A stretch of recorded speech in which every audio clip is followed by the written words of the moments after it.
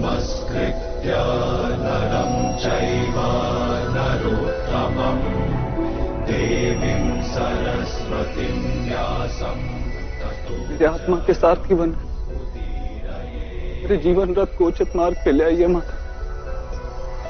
नारायणं नमस्कृत्य नरं चैव नरोत्तमं देवीं सरस्वतीं व्यासं ततो जयमुदीरयेत्। ऐसा क्या जानने से मैं अपनी निर्बलता का त्याग कर पाऊंगा?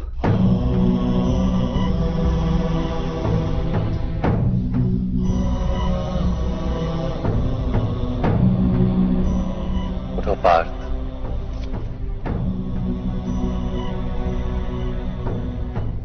सुनो पार्थ, जीवन का रहस्य जान, संसार के वास्तविक रूप को समझो। गंगा के प्रवाह में मुट्ठी डालकर निकाली जाए तो कुछ प्राप्त नहीं होता, किंतु उस हथेली की अंजुलि बनाकर गंगा के प्रवाह में डाली जाए तो गंगा जल मुख तक पहुंच पाता है।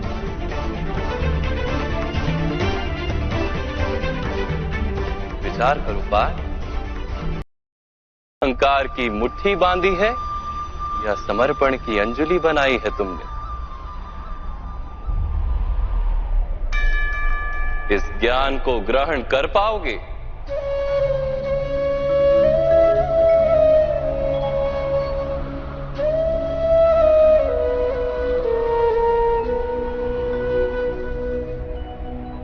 ये संसार क्या है पार्थ?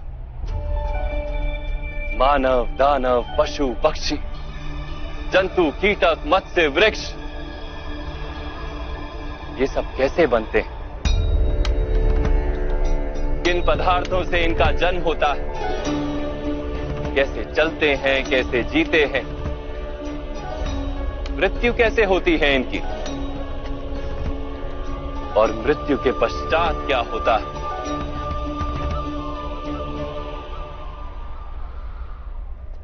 इस रहस्य का विचार करो। मनुष्य की देह मिट्टी से बनी है माता। जल उसमें रक्त आदि बनकर प्रवाह करता है। अग्नि देह को तापमान देती है और देह में रिक्त स्थानों में आकाश प्रकट होता है। अर्थात धरती, वायु, जल, अग्नि और आकाश, इन पंच महाभूतों से ही शरीर का निर्माण हो। अर्थात महामहिम गुरु द्रोण पृथ्वी, जल, वायु, अग्नि और आकाश से अधिक कुछ भी नहीं। धर्म ज्ञानी भी पंच महाभूत का जोड़ है और अधर्मी भी। तो मोह किसका कर रहे हो पार्थ? मिट्टी का? परंतु माधव, इस मिट्टी के देह से ही तो मनुष्य एक दूसरे का परिचय पाते हैं। सारे संबंध इस मिट्टी के देह से ही तो होते हैं। नहीं पार्थ, यदि ये सत्य होता तो मृत्यु के पश्चात देह को नष्ट क्यों किया जाता है? वास्तव में ना मनुष्य का परिचय उसकी देह से है और ना ही संबंधों का आधार उसकी देह से। मनुष्य का स्वभाव, उसके बर्ताव और उसके कार्य उसका परिचय। ये स्वभाव, बर्ताव और कार्य कैसे बनते हैं, इसे समझो पार्थ। मनुष्य जीवन केवल 20 दृश्य और अदृश्य पदार्थों का मेल है पार्थ, किंतु फिर भी प्रत्येक मनुष्य के स्वभाव तथा कार्य भिन्न भिन्न प्रतीत होते हैं। इसका कारण है दृष्टि के 3 गुण, तमस, रजस और सत्व। ये तीन गुण क्या है माधव? तमस का अर्थ होता है अंधकार। बिना अच्छे बुरे का विचार किए जीवन व्यतीत करने को तामसिक व्यवहार कहा जाता है। जैसे पशु पक्षी जीते हैं केवल अपनी शारीरिक इच्छाओं को पूर्ण करने के लिए। तत्व का अर्थ होता है ज्ञान का प्रकाश। जब व्यक्ति प्रत्येक परिस्थिति में धर्म का, सत्य का और परंपराओं का विचार करके व्यवहार करता है तब उसे सात्विक जीवन कहा जाता है। इन दोनों के मध्य में ऐसा व्यक्ति होता है जिसके पास ज्ञान तो है पर शरीर और मन की इच्छाओं के साथ बंधा हुआ भी है। ऐसा मनुष्य रजस अर्थात अहंकार पूर्ण मनस्थिति के साथ जीता है। तमस, रजस तथा सत्व गुणों के अधिक या कम मात्रा के मेल से ही मनुष्य का स्वभाव बनता है।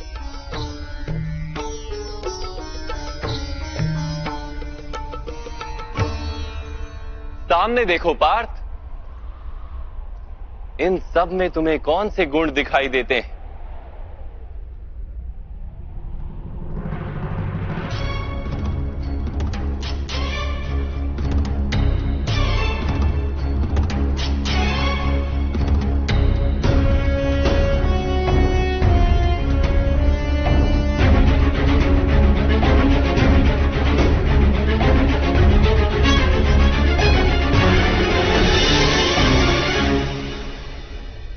युवराज दुर्योधन धर्म जानते हैं परंतु वहन नहीं करते। उनके जीवन का केंद्र अहंकार है, अर्थात उनमें तमस कम है, रजस अधिक है और सत्वगुण पूर्णता नहीं।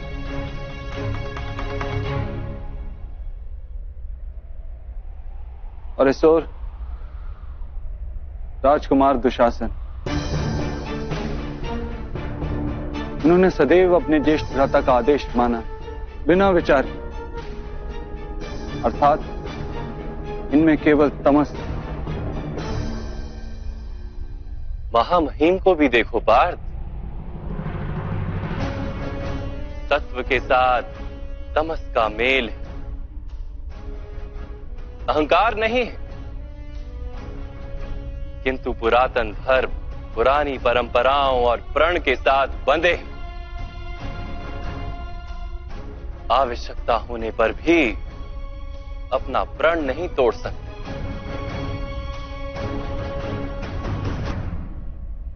गुरु द्रोण को देखो, ज्ञान और अहंकार दोनों ही हैं। ज्ञान तो मनुष्य को मुक्ति दिलाता है किंतु इनका अहंकार इन्हें मुक्त नहीं होने देता।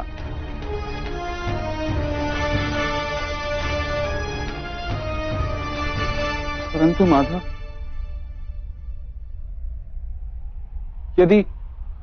यदि मनुष्य का स्वभाव इन तीन गुणों का मेल है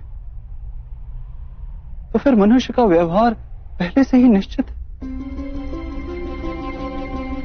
सिंह हिरण को खाएगा ही और हिरण सिंह से भयभीत ही होगा। तो फिर धर्म की प्रशंसा क्यों? अपराध का दंड क्यों? उसका क्या तात्पर्य है?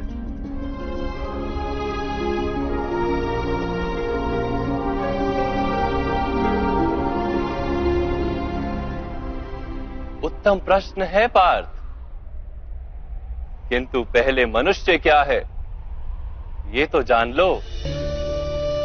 मनुष्य केवल 5 महाभूत नहीं, 5 पदार्थ नहीं, 5 ज्ञानेंद्रियां, 5 कर्मेंद्रियां तथा 3 गुण, ऐसी 23 वस्तुओं का मेल भी नहीं। मनुष्य को चलने फिरने तथा कार्य करने हेतु शक्ति की आवश्यकता होती है और उस शक्ति को चेतना कहते हैं। तो क्या माधव मनुष्य इसकी चेतना है? नहीं पार्थ, मनुष्य की चेतना के साथ उन 23 वस्तुओं के मेल का नाम प्रकृति है। 24 वस्तुओं से बने मनुष्य नामक यंत्र में वास करता है पुरुष, अर्थात परमात्मा का अंश।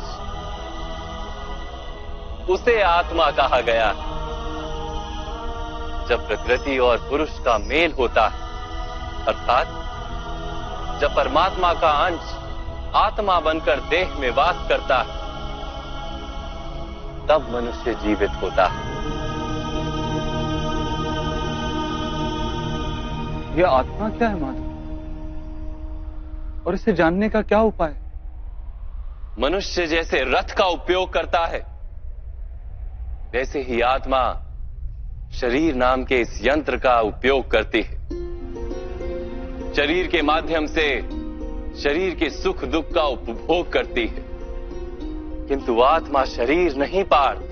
शरीर का नाश किया जा सकता है, किंतु आत्मा का नाश नहीं किया जा सकता।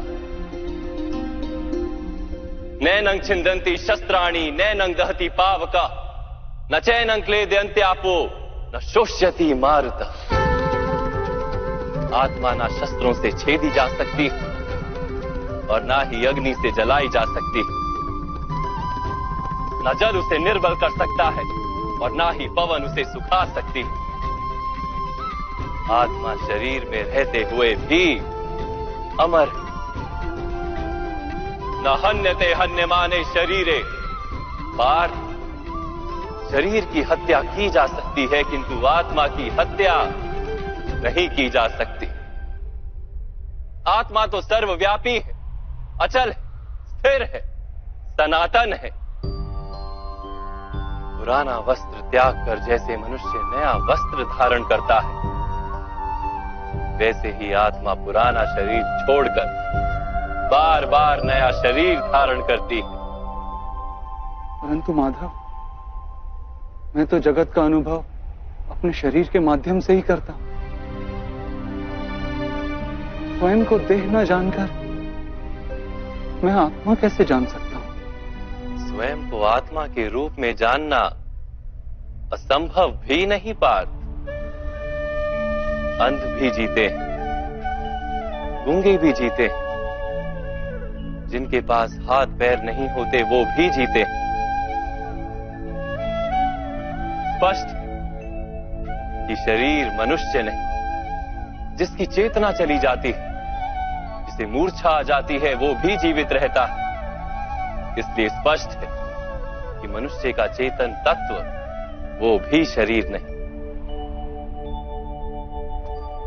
इसी प्रकार जो व्यक्ति अपने भीतर खोज करता है, मैं इंद्रियां नहीं, शरीर नहीं, भावनाएं नहीं, विचार नहीं, ज्ञान भी मैं नहीं, जो ये समझता जाता है, वो अंत में स्वयं को आत्मा के रूप में जान ही लेता है।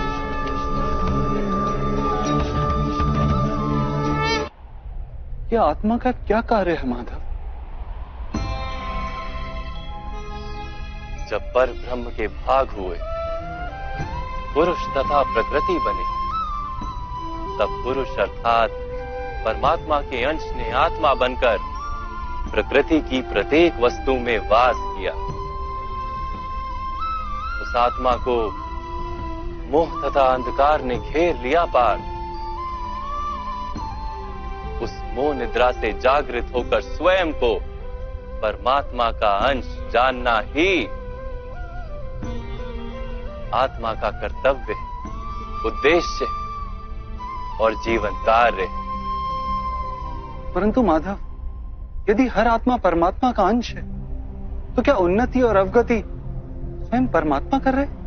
जिस प्रकार कीचड़ में पड़ा रत्न चमकता नहीं, वैसे ही प्रकृति के 24 पदार्थों से घिरी आत्मा को विस्मरण हो जाता है कि वो परमात्मा का अंश है। अधिकतर आत्माएं अपनी देह को ही सब कुछ मानती हैं, स्वयं देह से भिन्न ये जान ही नहीं पाती। शरीर को जो सुख दुख स्वाद गंध आदि का अनुभव होता है उसे अपना अनुभव मान लेती है और बदलाव का प्रयास ही नहीं करती।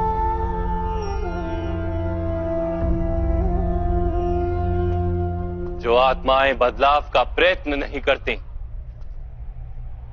निरंतर अधर्म करती रहती हैं, उन्हें जागृत करने के लिए दंड देना अनिवार्य है।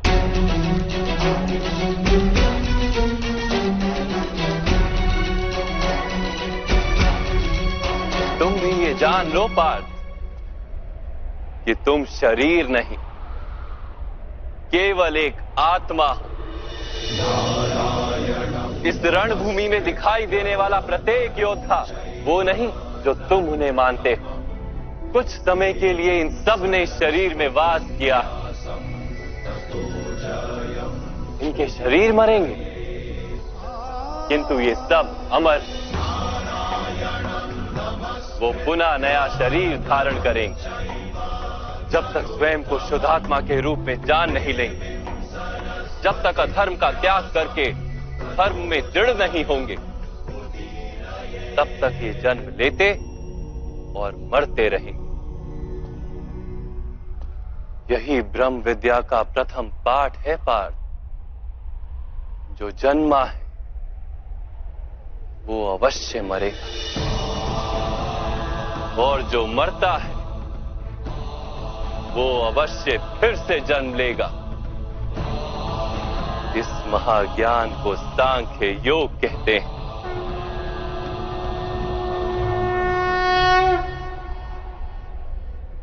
धर्म और अधर्म क्या है माधव? जिस मार्ग पर चलकर मनुष्य स्वयं को आत्मा के रूप में देखता है, परमात्मा के अंश के रूप में स्वयं को जानता है, उस मार्ग को धर्म कहते हैं।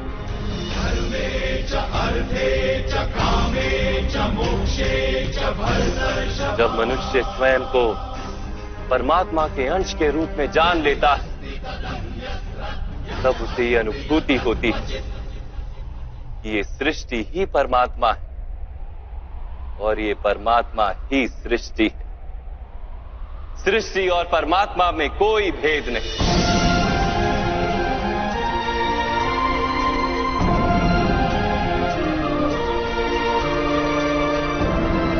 जो मनुष्य ये जान लेता है वो दूसरे मनुष्यों और प्राणियों की ओर निर्दयी और कठोर नहीं होता। वो ये जानता है कि जीव कटने से पीड़ा केवल जीव को नहीं होती, उसकी अनुभूति समग्र शरीर को होती है।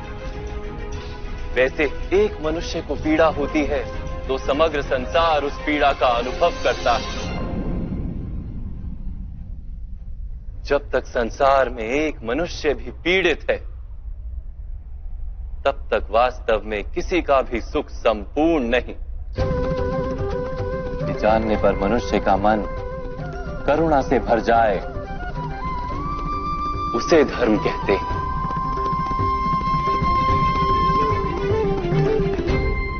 जब किसी पर तमस गुण छाया होता है तो वो दूसरों के प्रति कठोर, निर्दयी और स्वार्थी हो जाता है। अपने माने हुए सुख के लिए दूसरों को दुख देता है। परमात्मा की ओर गति नहीं हो पाती उसकी। अर्थात अधर्म परमात्मा से दूर ले जाने वाले मार्ग का नाम है। अर्थात अधर्म तो अज्ञान का दूसरा नाम। तो फिर अज्ञानी के प्रति तो दया होनी आवश्यक है ना। दंड का क्या तात्पर्य है?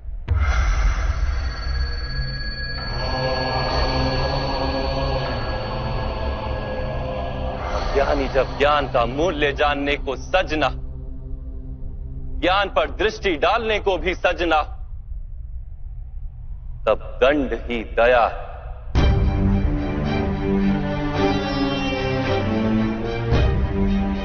उसके प्रति भी और दूसरों के प्रति भी।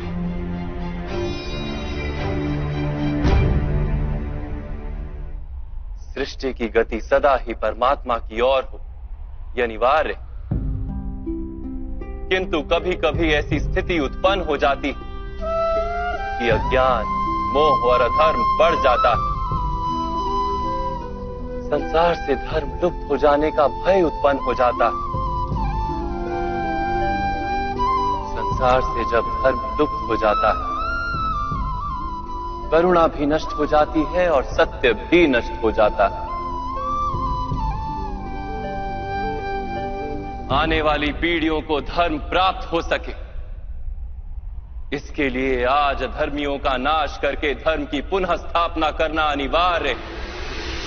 कथा संग्राम की, विश्व के कल्याण की। आज भी ऐसी ही स्थिति है पार्थ, और धर्म स्थापना का कर्तव्य तुम्हारा है। इससे निर्बलता का त्याग करो और इस युद्ध के लिए सज हो जाओ, और इस युद्ध के लिए सज हो जाओ, युद्ध के लिए सज हो जाओ।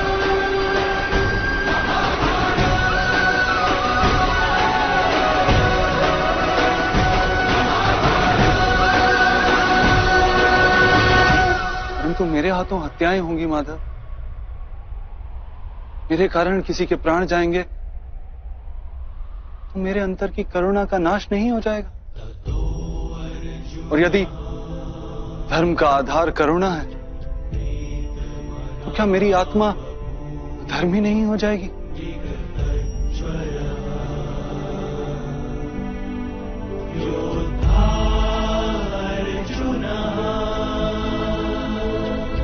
कर्म का बंधन अवश्य निर्मित होता है,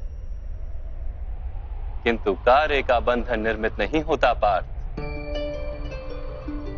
तुम्हें कर्म और कार्य के बीच क्या भेद है, ये जानना आवश्यक है। सभी कर्म कार्य हैं, किंतु सभी कार्य कर्म नहीं। कर्म उस कार्य को कहते हैं जिसके साथ फल की आशा जुड़ी है। मनुष्य जब भी सुख की, संपत्ति की, प्रशंसा की आशा रखकर कोई कार्य करता है तो वो उस कार्य के फल से बंध जाता है। जब किसी कर्म को फल की आशा से किया जाए तो उसे सकाम कर्म योग कहते हैं, और जब किसी कर्म को बिना किसी फल की आशा से किया जाए तो उसे निष्काम कर्म योग कहते हैं। इसी कारण से उसे बार बार जन्म लेना पड़ता है।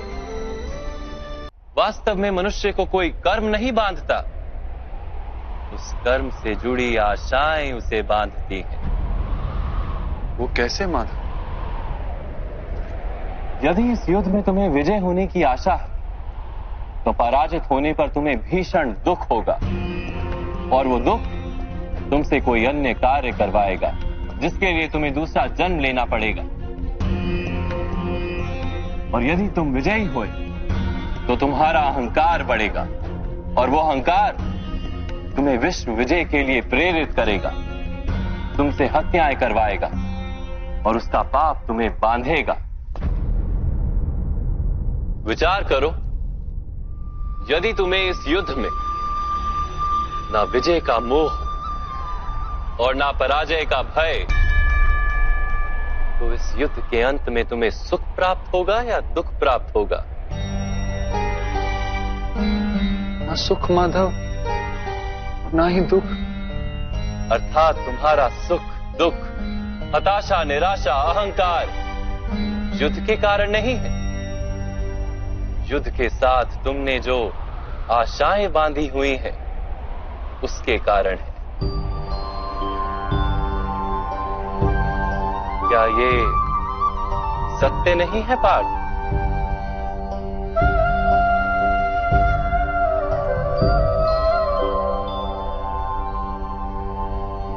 सुख दुखे समे कृत्वा लाभा लाभो जया जयो ततो युद्धाय युज्यस्व नैवं पाप मवाप्स्यसि। अर्थात सुख दुख को समान मानकर लाभ हानि जय पराजय का विचार किए बिना यदि तुम युद्ध करोगे कौन्तेय, तो तुम पाप के भागी नहीं बनोगे। इसी को कर्म योग कहते हैं। जो सांख्य का ज्ञान प्राप्त कर लेता है वो ये जान लेता है कि वो शरीर नहीं, केवल एक आत्मा है। शरीर के भोग और अनुभव तो केवल मृत्यु तक है, अर्थात वास्तविक नहीं, केवल माया है। उसके लिए कर्मयोगी बनना सरल हो जाता है। परंतु माधव, यदि कार्य से बंधन निश्चित है तो क्या संसार का त्याग करके संन्यास लेना उचित नहीं? इसी विचार का परिणाम है कि आज ये युद्ध हो रहा है पार्थ।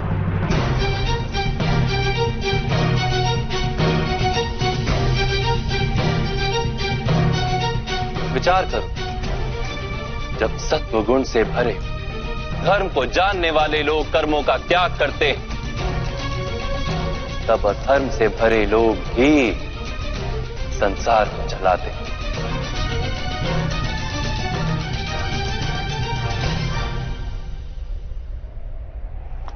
यदि महामहिम ने संसार का त्याग ना किया होता तो आज अधर्म इतना बढ़ता ही नहीं।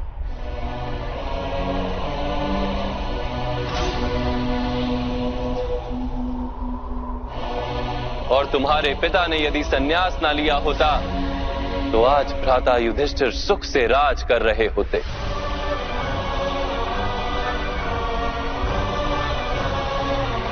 और अपनी प्रजा को न्याय और धर्म का ज्ञान दे रहे होते। किंतु दुखदायक बात तो यह है पार्थ कि सत्वगुण से भरे मनुष्य ही संसार को लाभ दे सकते हैं, किंतु वो ही संन्यास का विचार करते हैं। जैसे जल तो भाप बनकर उड़ जाता है और कीचड़ कीचड़ वहीं पड़ा रहता है, वैसे सत्वगुणी सज्जन लोग तो संसार का त्याग कर देते और तमस से भरे अधर्मी लोग संसार में कार्य करते हैं।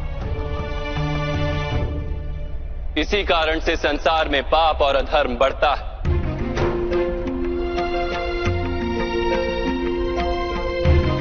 किंतु कर्मयोग इस विचित्र स्थिति से सारे संसार का रक्षण करता है। कर्मयोगी फल की आशा का त्याग करता है, किंतु कर्मों का त्याग नहीं करता। वो इसी संसार में रहता है, सन्यासी की भांति सारे कार्य करता है, किंतु उनमें लिप्त नहीं होता। कर्मयोगी अपनी संतानों से, स्वजनों से, अपनी प्रजा से कोई अपेक्षा या आशा नहीं रखता। स्वयं उसे संन्यास का लाभ होता है, किंतु समाज को संसारी की भांति लाभ देता है। मनुष्य अपनी संतानों के सुख के लिए श्रम करता है माधव। अपनी संतान से सुख की अपेक्षा कैसे न रखे? मनुष्य अपनी संतानों के लिए जो भी करता है वो व्यापार है या प्रेम पार्थ? प्रेम माधव। तो फिर अपने कार्यों के प्रति फल की इच्छा क्यों पार्थ? भविष्य का लाभ तो व्यापार में देखा जाता है, प्रेम में नहीं। जो मनुष्य अपनी संतानों का चरित्र निर्माण उचित रूप से करता है, संतानों को प्रेम और धर्म के संस्कार देता है, उसकी संतानें भी मनुष्य को प्रेम और सुरक्षा अवश्य देती। संतानों के कर्म, स्वजनों के व्यवहार उनके कर्म हैं पार्थ। और जब उनके कर्मों पर हमारा कोई अधिकार नहीं होता तो उनसे आशाएं और अपेक्षाएं रखने का क्या प्रयोजन? यदि गहन विचार करोगे पार्थ तो शीघ्र ही ये जान लोगे कि जीवन में ऐसा कोई कार्य नहीं है जिसके साथ आशाएं और अपेक्षाएं जोड़ना अनिवार्य हो। जब सृष्टि ही परमात्मा है और मनुष्य स्वयं परमात्मा का अंश है तो सारे कार्य परमात्मा ही करते हैं, मनुष्य स्वयं कुछ नहीं करता। यही कर्मयोग का मूल सिद्धांत है पार्थ।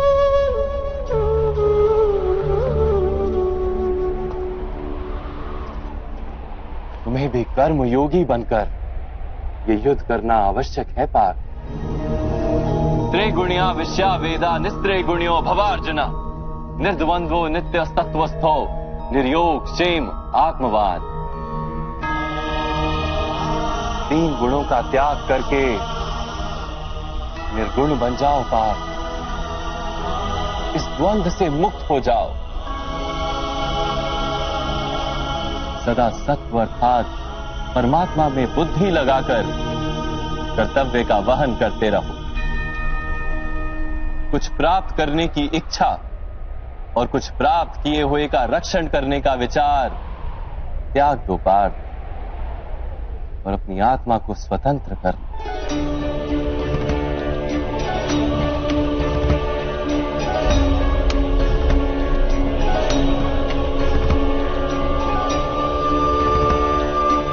स्मरण रहे पार्थ, कर्मण्यवाधिकारस्ते मा फलेषु कदाचन मां कर्म फल हेतुर्भू मा ते संगोस्त्व कर्मणि।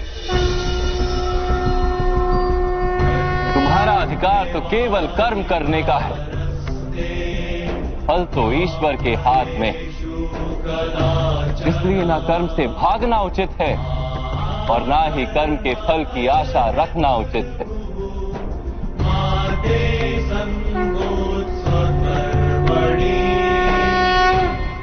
जो फल का त्याग कर दे परंतु कर्म का त्याग ना करे, ऐसे कर्म योगी को कैसे जाना जा सकता है माधव? विश्या विनिवर्तन्ते निरहारस्य देहिनः रसवर्जम रसोप्यस्य परम दृष्टवा निवर्तते। सुनो पार्थ, जो स्वाद से छूटने के लिए भोजन का ही त्याग कर देता है, वास्तव में उसके मन से स्वाद की लालसा कभी जाती ही नहीं। उसे दोहरी हानि होती है। एक तो वो निर्बल हो जाता है, जिसके कारण परमात्मा को प्राप्त करने का जो प्रयत्न अनिवार्य है उसे वो नहीं कर पाता, और दूसरा सदा ही उसका मन स्वाद की लालसा से भरा रहता है। इसलिए भोजन का त्याग करने से उत्तम है स्वाद की लालसा का ही त्याग कर दिया जाए। कर्मयोगी अपने मन की सारी लालसाओं को खींच लेता है, जीवन को कर्तव्य मानकर कार्य अवश्य करता है, किंतु उन कार्यों से जुड़ता नहीं। और बात, जो व्यक्ति अपने कार्यों से आशाएं और इच्छा नहीं रखता, उसी के कार्य पूर्ण होते हैं। एक असफलता से दुखी होकर जिसका मन डोलता नहीं, एक सफलता से आनंदित होकर जो स्वयं को सर्वश्रेष्ठ नहीं मानता, ऐसे ही व्यक्ति को कर्म योगी कहते हैं। और ऐसा व्यक्ति जीवन में बार बार सफल होता है।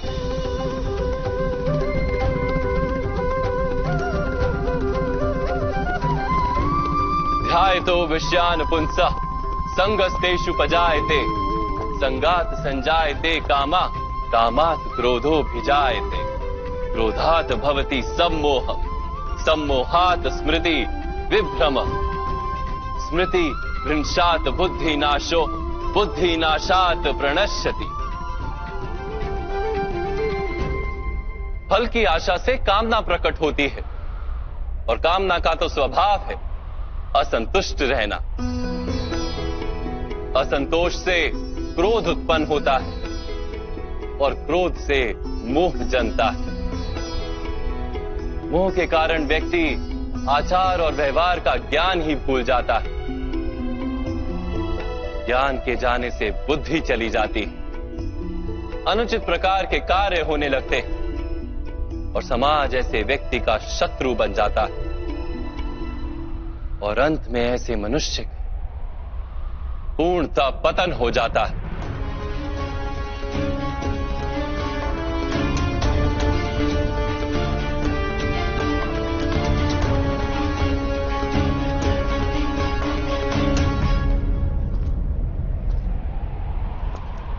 जैसे भ्राता दुर्योधन, उनके सेनापति महामहिम उनके ही शत्रु हैं और तुम्हें विजय का आशीर्वाद दिया है।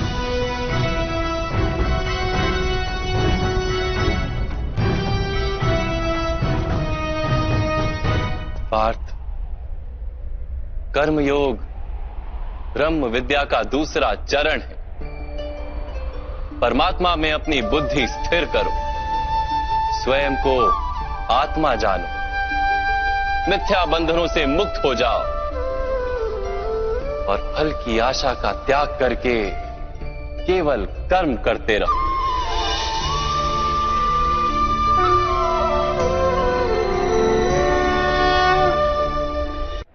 अपनी बुद्धि को परमात्मा में स्थिर करके कर्म योगी बनने का क्या मार्ग है माता? पार्थ, सांख्य योग के कारण मनुष्य परमात्मा का निरंतर स्मरण करता रहता है। परमात्मा का स्मरण करने से मनुष्य के हृदय में समर्पण का भाव उत्पन्न होता है और उस भाव को भक्ति कहते हैं। भक्ति से मनुष्य को सत्य असत्य का ज्ञान प्राप्त होता है। उस ज्ञान से उसे परमात्मा के दर्शन होते हैं और जिसे परमात्मा के दर्शन हो जाते हैं वही वास्तव में कर्मयोगी बन जाता है और जन्मों के फेरों से छूटकर मोक्ष को प्राप्त कर लेता है। सभी आत्माओं का अंतिम लक्ष्य वही है और धर्म का अंतिम चरण भी वही है। किंतु मैं परमात्मा के दर्शन के बिना समर्पण किस प्रकार कर सकता हूं माता? परमात्मा के दर्शन करने हेतु अपनी आंखों पर बंधे लालसा, अहंकार, क्रोध और पूर्वाग्रह की पट्टियों को उतारना होता है। अंधेरे कक्ष में बैठा मनुष्य यदि कहे कि उसे सूर्य के दर्शन करने तो उससे क्या कहोगे? यही कहोगे ना कि कक्ष से बाहर आ जाए और आकाश के नीचे खड़ा हो जाए। सूर्य तो सदैव उपस्थित है। वैसे ही पार्थ, ये सृष्टि ही परमात्मा है, परमात्मा ही सब कुछ है। परमात्मा के सिवा कुछ भी नहीं। जो अपनी आत्मा के दर्शन कर लेता है वो परमात्मा के दर्शन कर लेता है। जैसे नमक के एक कण का स्वाद समग्र सागर के स्वाद से भिन्न नहीं होता, वैसे अपनी आत्मा के दर्शन परमात्मा के दर्शन से भिन्न नहीं होते।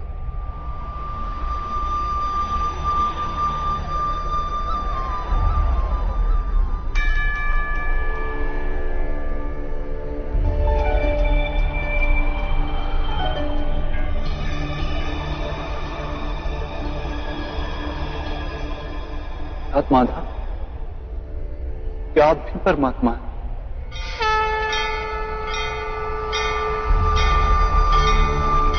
हाँ पार्थ, मैं परमात्मा हूं। यदा यदा हि जैसे तुम भी परमात्मा हो, ग्लानिर् केवल तुम अभी जागृत नहीं हुए हो और मैंने ये जान लिया है। उत्थानम् अधर्मस्य तदात्मानं सृजाम्यहम्। माता, आपके प्रति समर्पण ईश्वर के प्रति समर्पण क्यों नहीं है? अवश्य, मेरे प्रति समर्पण ही परमात्मा के प्रति समर्पण। सर्वधर्मान् परित्यज्य मामेक शरणम व्रज। सारे जगत का त्याग करके मेरी शरण में आ जाओ पार्थ। यदा यदा हि धर्मस्य मैं ही संसार हूं, मैं संसार का प्रत्येक कण हूं। मैं ही सूर्य हूं और मैं ही चंद्र हूं। मैं ही नक्षत्र हूं और मैं ही सभी ग्रह हूं। मैं सूर्य से भी अधिक पुरातन और किसी वृक्ष पर खिली कली से भी नया हूं। मैं ही सारे मनुष्य हूं। मैं ही स्वर्ग और नर्क को धारण करने वाली शक्ति हूं। मैं ही दुर्योधन हूं और मैं ही अर्जुन भी हूं।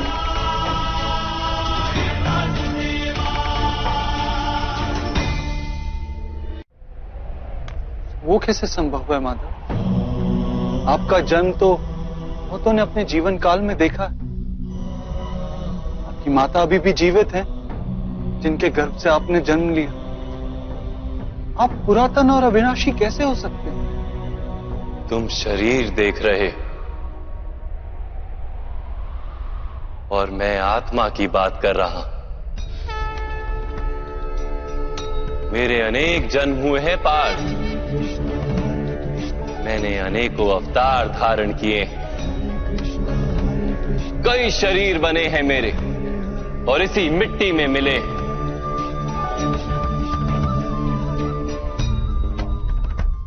और आगे भी मैं बार बार जन्म लूंगा।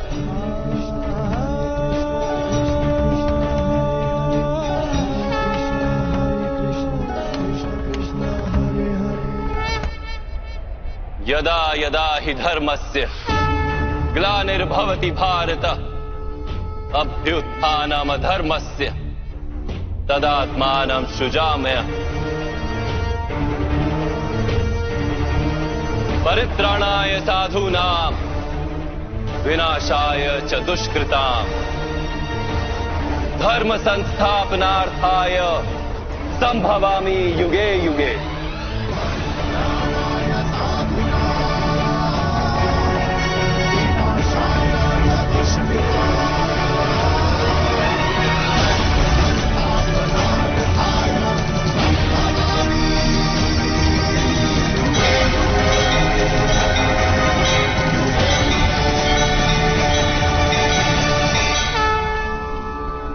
जब जब धर्म को हानि होती है, जब जब अधर्म में वृद्धि होती है, तब तब सत्पुरुषों के उद्धार के लिए, अधर्मियों के विनाश के लिए और धर्म की पुनः स्थापना के लिए मैं ही जन्म लेता हूं।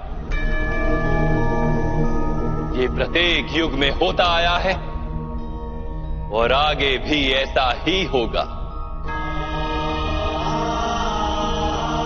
मैं ही अविनाशी परमात्मा हूं। मैं ही मत्स्य भी था और मैं ही वामन अवतार भी। मैं ही परशुराम हूं और मैं ही रामचंद्र भी था। मैं ही ब्रह्मा विष्णु और महेश हूं और मैं ही सरस्वती काली और लक्ष्मी भी।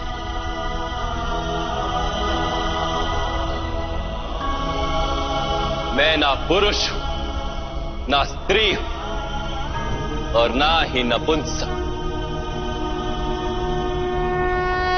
मैं ना शरीर हूं, ना शरीर के अंग हूं। मैं ज्ञान, सृष्टि हूं, चैतन्य और पर ब्रह्म।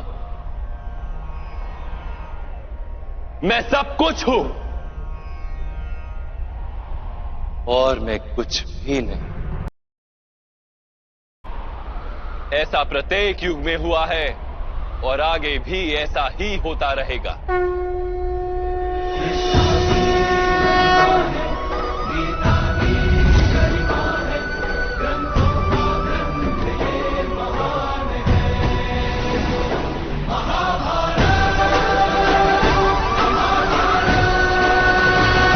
जब तुम आत्मज्ञान प्राप्त करोगे पार्थ, स्वयं को मुझसे जुड़ा ही पाओगे। तब तुम भी मेरी ही भांति स्वयं को परमात्मा के रूप में देखोगे। किंतु उस पद को प्राप्त करने हेतु मेरे प्रति संपूर्ण समर्पण अनिवार्य है। समर्पण क्या है माधव? समर्पण मन की ऐसी स्थिति का नाम है जब मनुष्य अपने सारे संकल्पों का त्याग कर देता है, स्वयं से किसी प्रकार के निर्णय अथवा प्रण भी नहीं लेता। जिस प्रकार के कार्य उसे दिए जाते हैं उसी प्रकार के कार्य करता है। वास्तव में समर्पण का अर्थ होता है अपने आप, अपने मन को, बुद्धि को, ज्ञान को, इच्छा को, आशा को, अपनी भावनाओं को, अपना सब कुछ किसी को अर्पण कर देना। और ऐसे समर्पण को भक्ति कहते हैं।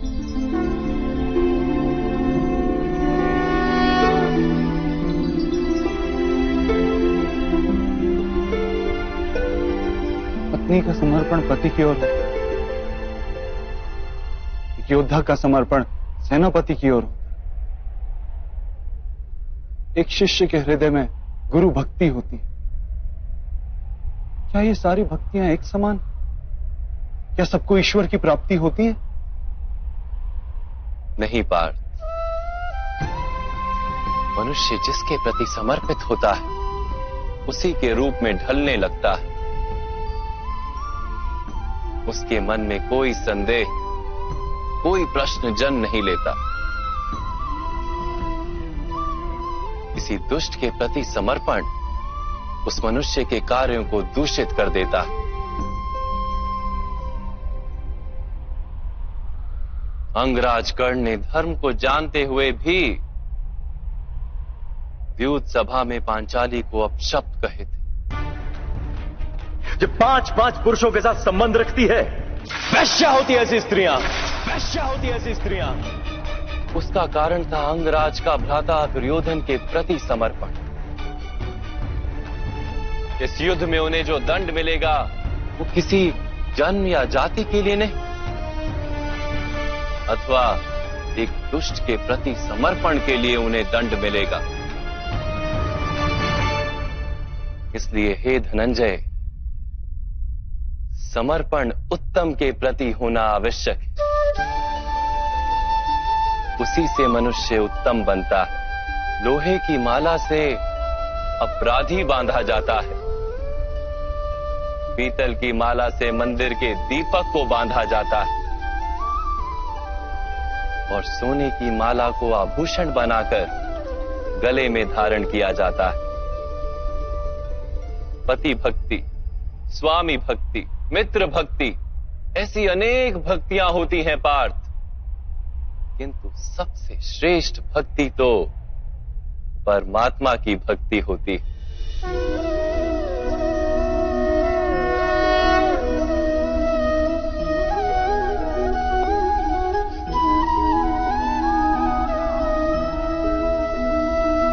किंतु परमात्मा की भक्ति का सांख्य अथवा कर्म योग से क्या संबंध है?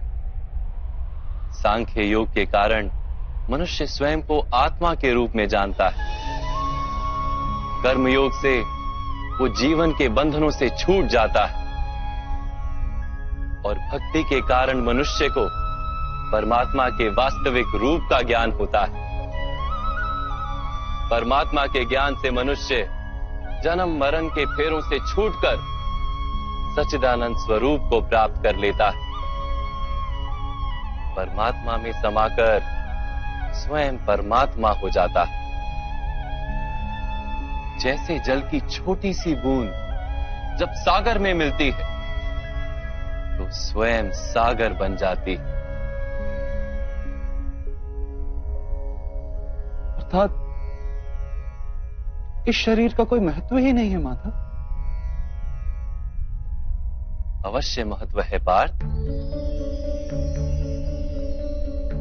शरीर के माध्यम से ही मनुष्य को परमात्मा का साक्षात्कार होता है। मृत्यु और नए जन्म के बीच के समय में आत्मा के ज्ञान में वृद्धि नहीं हो पाती। इस जन्म में प्राप्त अनुभव, ज्ञान, विचार और अभ्यास को लेकर आत्मा नया शरीर धारण करती है। आत्मा की प्रगति और अधोगति शरीर में रहकर ही संभव है।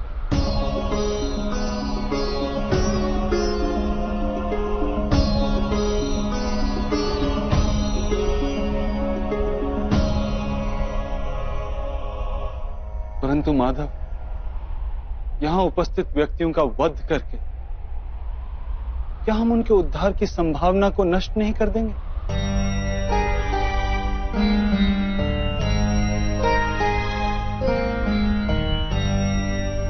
हमारे शत्रु धर्म की मर्यादा को तोड़ चुके हैं पार्थ।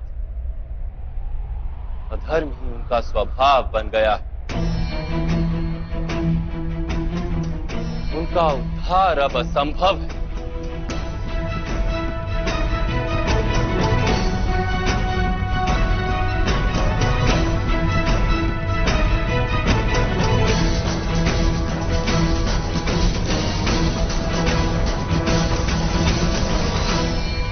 अपराधी को एक सीमा तक ही उद्धार का अवसर दिया जा सकता है।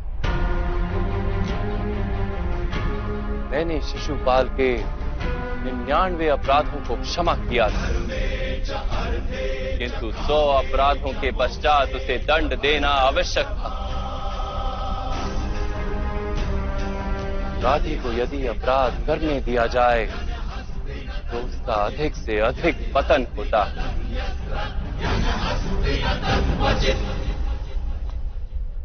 उसे अधर्म से रोकने में ही करुणा है धनंजय।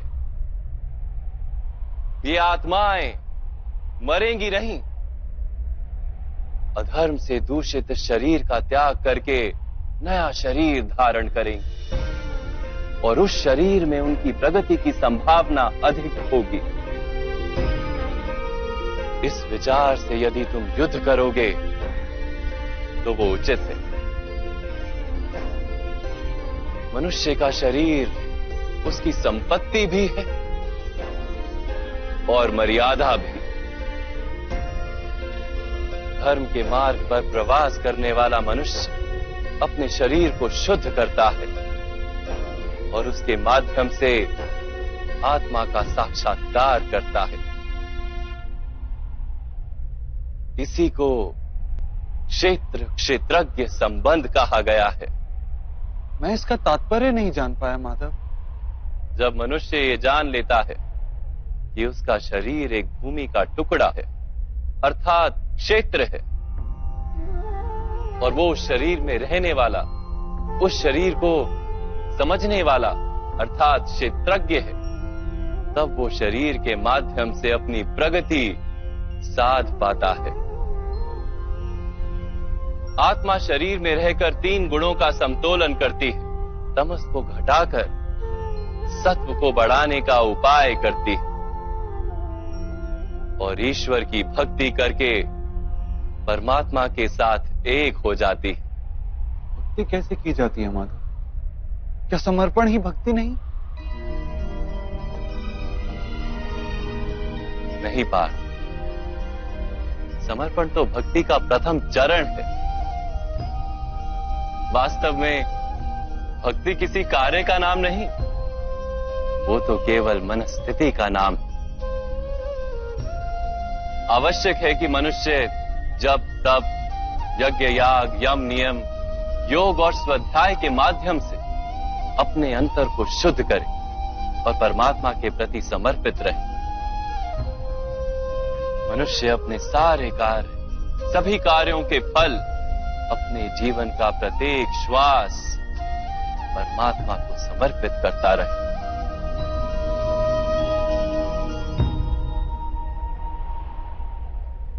यदि भक्ति केवल मन की स्थिति, तो जब तब आदि का क्या महत्व है माधव? जैसे आज धोया हुआ पात्र कल पुनः मैला हो जाता है, वैसे ही मनुष्य का मन बार बार परमात्मा से विमुख हो जाता है। इसीलिए आवश्यक है कि जप, तप और स्वाध्याय आदि के माध्यम से स्वयं को निरंतर ये स्मरण दिलाता रहे कि उसका जीवन परमात्मा के प्रति समर्पित है। किस तट पर डुबकी लगाई जाए इसका महत्व नहीं, महत्व है डुबकी लगाने का। भक्ति योग का एक ही सार है पार कि मनुष्य परमात्मा को अपना जीवन अर्पण करके परमात्मा की भक्ति करता रहे और सत्व गुण से युक्त संपत्ति को संभाल कर रखे। सत्व गुणी संपत्ति किसे कहा जाता है? अहिंसा सत्यम क्रोध त्याग शांति ही पेशुनम दया भूतेष्व लोलुप्त्वम मार्दवम वीर चापलम तेज क्षमा धृति शोचम द्रोहो नातिमानिता भवन्ति संपदम देवी अभिजातस्य भारत। बिना कारण तथा स्वार्थ के हेतु हिंसा करना अधर्म है पार। वास्तव में अहिंसा ही परम धर्म है और उसके साथ सत्य, क्रोध ना करना, त्याग, मन की शांति, निंदा ना करना, दया भाव, सुख के प्रति आकर्षित ना होना, बिना कारण कोई कार्य ना करना, तेज, क्षमा, धैर्य, शरीर की शुद्धता, धर्म का द्रोह ना करना तथा अहंकार ना करना, इतने गुणों को सत्व गुणी संपत्ति या दैवी संपत्ति कहा जाता है। इसी से मनुष्य परमात्मा की अर्थात मेरी भक्ति कर पाता है, जीवन के कर्तव्यों का वहन करता है, धर्म की स्थापना करता है और कर्म के फल की आशा का त्याग करके जीता है। उसे मैं निस्संदेह इस जन्म में संतोष देता और मृत्यु के पश्चात अपने ही अंतर में स्थान देता हूं।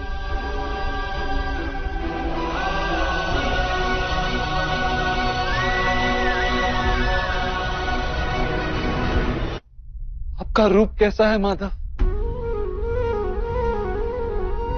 सांख्य योग के माध्यम से मैंने ये जाना कि मैं एक आत्मा हूं, अमर हूं और इस नश्वर शरीर में केवल कुछ समय के लिए वास करता हूं। कर्म योग के माध्यम से मैंने ये जाना कि जो फल की इच्छा का त्याग कर केवल कर्म करता है उसे जीवन में शांति और सफलता प्राप्त। भक्ति योग के माध्यम से मैंने आपके प्रति समर्पण का महत्व जाना।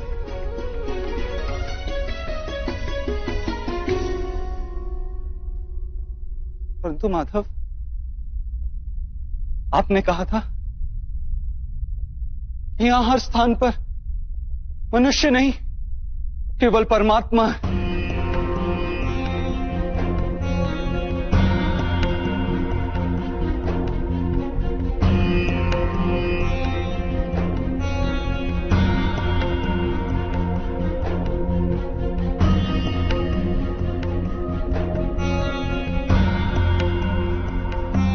किंतु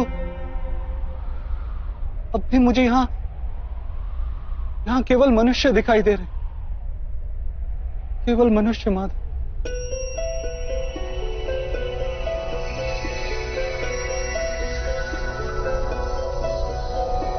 नारायणं नमस्कृत्य नरं चैव नरोत्तमं देवीं सरस्वतीं व्यासं ततो जयमुदीरये। मैं आपके वास्तविक रूप का दर्शन करना चाहता हूं माधव। आपकी शक्ति, आपका ज्ञान, तेज और ऐश्वर्य से युक्त परमात्मा स्वरूप को प्रत्यक्ष देखना चाहता हूं माधव। मुझे अपने अविनाशी स्वरूप का दर्शन दीजिए मां। मेरे सारे संदेहों को नष्ट कर दीजिए।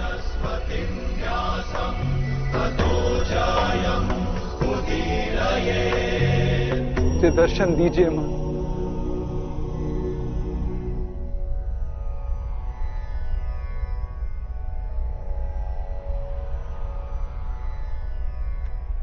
देखो पा,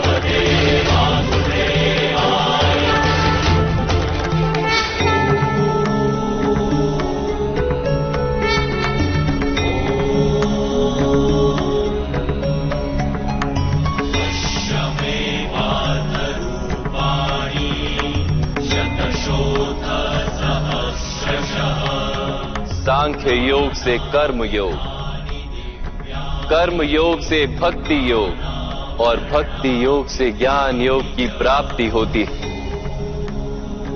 मेरे विश्व रूप का दर्शन करना ही वास्तविक ज्ञान है अर्जुन।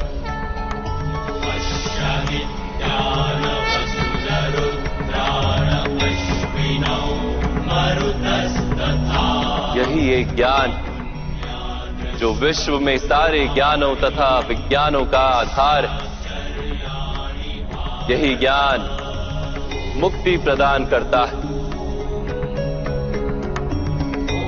देवताओं को भी जो दर्शन सरलता से प्राप्त नहीं होते, ऐसा वास्तविक रूप मैं तुम्हें दिखा रहा हूं अर्जुन।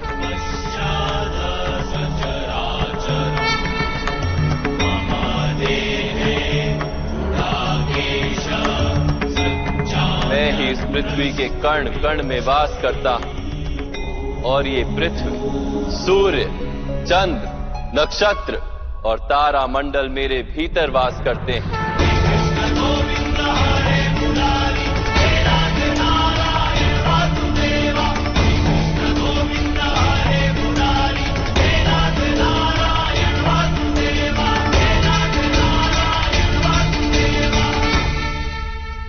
मैं ही संपूर्ण हूं, मैं ही जीव और मैं ही शिव।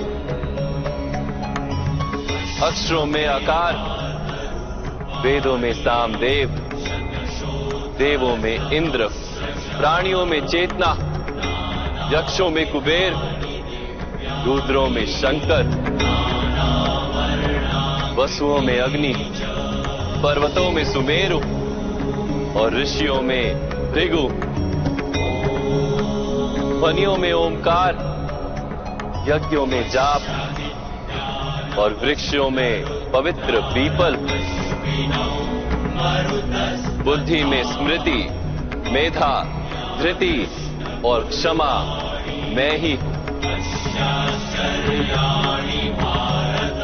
कीर्ति मैं ही हूं।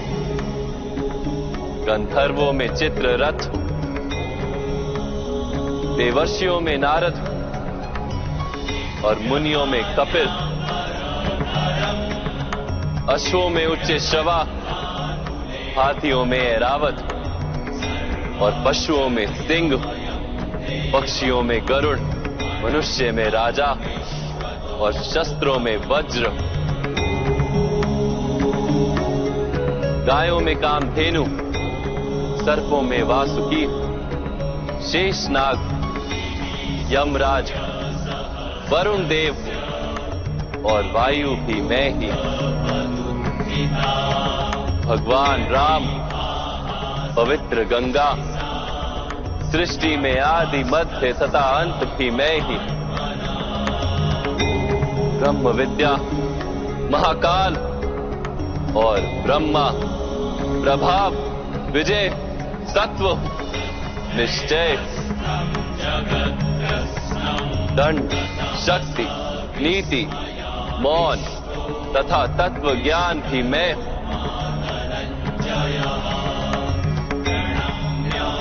वासुदेव, अर्जुन, वेद व्यास, ऐसा कुछ भी नहीं जो मैं नहीं।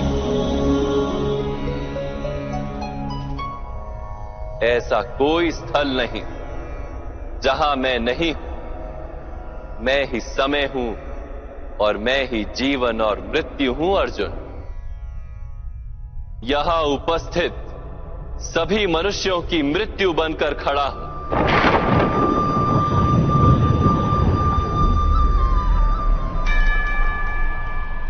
तुम यदि शस्त्र नहीं उठाओगे तब भी मैं इन सब का वध कर दूंगा।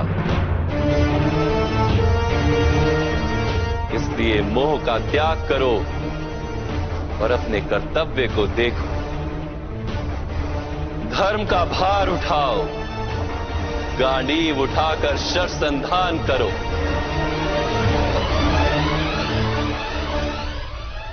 युद्ध करो अर्जुन, युद्ध करो।